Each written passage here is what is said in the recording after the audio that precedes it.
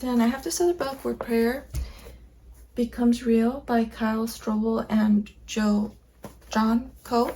Interviewed Kyle Strobel if you're interested in going into the channel and looking that up. Okay, let's just read this little section here on page 50. So it says, Our Father.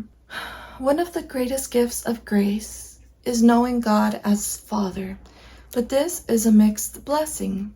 Notice that God chose a word that, for better or for worse, and it is often a mix, comes with preset expectations. No one uses the word Father without any assumptions about what it means. For some, a father is someone who is warm and hardworking, but relationally unknown and distant. For others, it might mean someone whose wrath spills over at the slightest error and who you must tiptoe around as best you can. For many, a father is someone entirely absent, someone who abandons. For some, a father is someone who satisfies our desires because of his guilt for being away too much or being too busy to really attend to us. There are, of course, as many possibilities as there are father-child relationships. An important question, therefore, is why God chooses to relate to us through a relationship he knows comes with a lot of baggage. Maybe more profoundly, God created the parent-child relationship so his redemption would unearth the deepest formation in our lives. God's salvation addresses how we were formed as children in those deep and often broken relationships we have with our parents. God doesn't ignore the ways we have been formed, but he awakens the ways we have been loved and broken. This points to a truth about him that we tend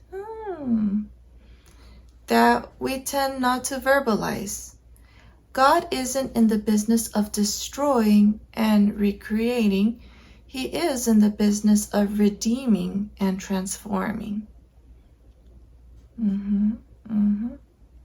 This is why the Christian life calls us into our brokenness, sin, and pain, and does not simply ignore those things. God calls us to know forgiveness, healing, and redemption in precisely these places. As a part of me is struggling with this, is resisting this, is like, no, like, God, this is so hard. Why would you choose this? It seems painful to have to go through this process. As his children, we need the word Father healed. No matter how faithful our earthly fathers were, we need to have our understanding of the word reformed by our Heavenly Father. When we bring the truth of our hearts to God, our response tells us a lot about how we understand what fathering is and what our expectations of our fathers are. If we are going to see how this is true in our lives, we have to sit and deeply consider how we actually behave in prayer. When we are praying and we fall asleep, how do we respond? Is God disappointed in us? Does God expect more from us?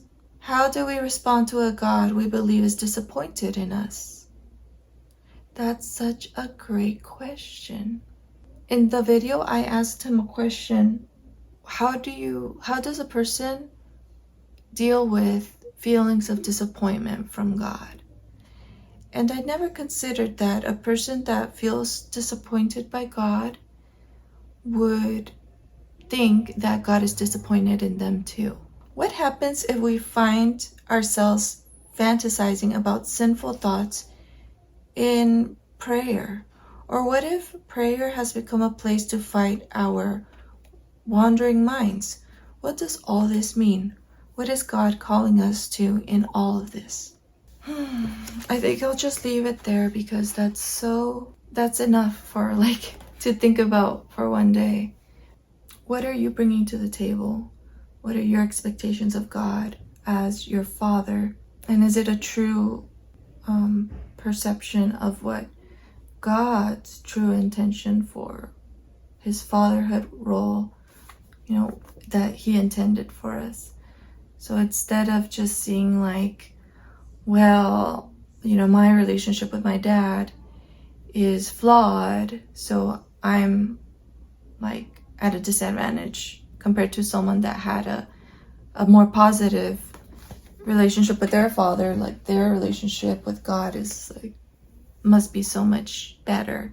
Whereas we should actually be thinking about how great, because now you need to be restored, you need forgiveness in that experience, and that is going to help mirror the kind of relationship that God our Father wants to have with us, because we're not the perfect children either.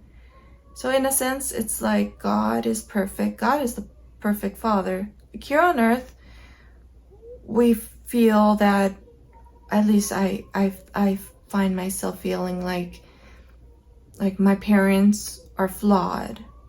You feel like your parents, if you were to think about it as just like assuming that humans would be able to do a perfect job or close to perfect job as parents, like they missed the mark. And we feel like we can judge them because we feel like we're owed.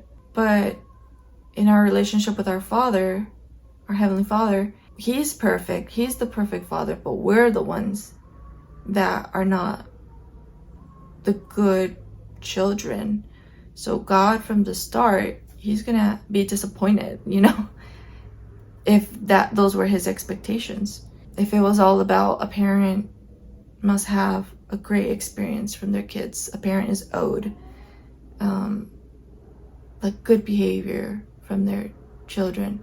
And maybe that's the dynamic that some of us grew up with, that even if it was negative attention, that was the priority. You behave, you do what I say, you don't talk back. And so you feel like you're still doing that as an adult. So it's like, okay, this is what the relationship is all about with your parents.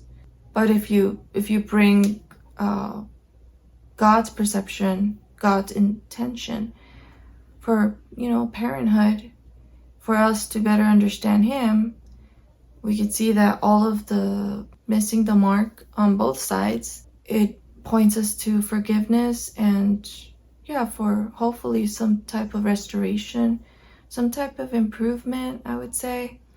Learning from those things, grace, moving forward from those things, that will help us to better understand the kind of relationship God has with us, how He has to forgive us, because He loves us, He's gracious. Like God teaches us in the Bible, love is patient, love is kind.